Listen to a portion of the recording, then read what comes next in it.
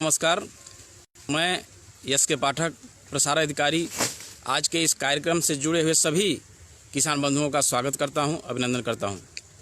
साथियों, प्रत्येक मंगलवार की तरह आज पुनः हम आपसे रूबरू हो रहे हैं एक नए विषय के साथ, एक नए विशेषज्ञ के साथ।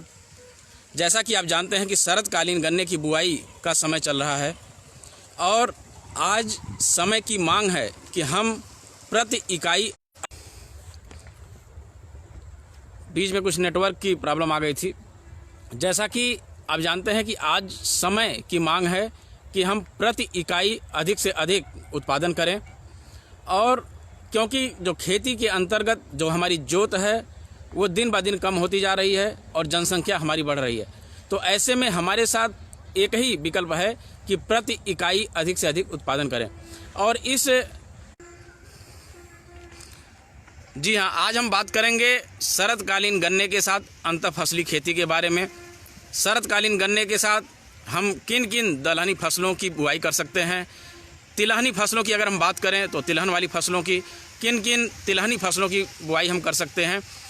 इसके साथ साथ अगर हम बात, आज इसी विषय पर चर्चा के लिए हमारे साथ हैं सस्य वैज्ञानिक डॉक्टर श्री प्रकाश यादव जी का। डॉक्टर साहब, आज के इस कार्यक्रम में आपका बहुत बहुत स्वागत है।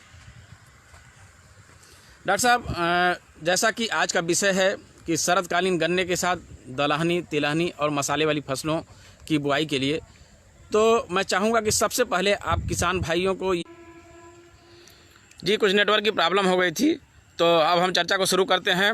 मैं बताना चाहूँगा कि अभी करीब 34 लोग इस कार्यक्रम में जुड़ गए हैं।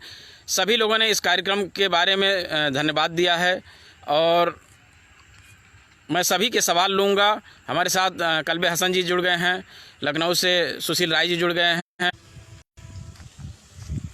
डॉक्टर साहब, सबसे पहले किसान भाइयों को आप बताएं कि शरदकालीन गन्ने के साथ अंतःफसली का चुनाव करने के लिए किन किन बातों का ध्यान रखना चाहिए। डॉक्टर साहब नमस्कार। मैं सबसे पहले तो आज इस कार्यक्रम से जुड़े हुए सभी सम्मानित बंधुओं, कृषक भाइयों का हार्दिक स्वागत करता हूं। मैं डॉक्टर श्री प्रकाश यादव, गन्ना शोध परिषद में वैज्ञानिक अधिकारी हूं। हम लोग शरदकालीन गन्ना, उसके साथ सफसली खेती, सब्जियों में मटर की खेती, आलू की सब करें, सब गोभी की खेती करें। एक मसाले, जैसा कि मसाले आप जानते हैं कि ये बहुत ही घरेलू आवश्यकता की चीज़ है, बहुत महंगा भी मिलता है। इसलिए हम तो ये कहेंगे कि आप लोग शरदकालीन गन्ने के साथ मसाले की खेती करें। मसालों की खेती में प्रत्येक फसल के रूप में इनकम मिल जाए और जिसका पोषक तत्व से कहने का आशय डॉक्टर साहब ये है, जो किस्मों का चयन करें वो इस तरीके से करें कि बहुत ज़्यादा फैलने वाली ना हो, हमारी जो मुख्य फसल है वो प्रभावित ना हो। सबसे ज़्यादा जरूरी है कि अधिक से अधिक 4 या 5 महीने में वो फसल हमारी तैयार हो जाए, क्योंकि उसके बाद हाँ डॉक्टर साहब कंटिन्यू।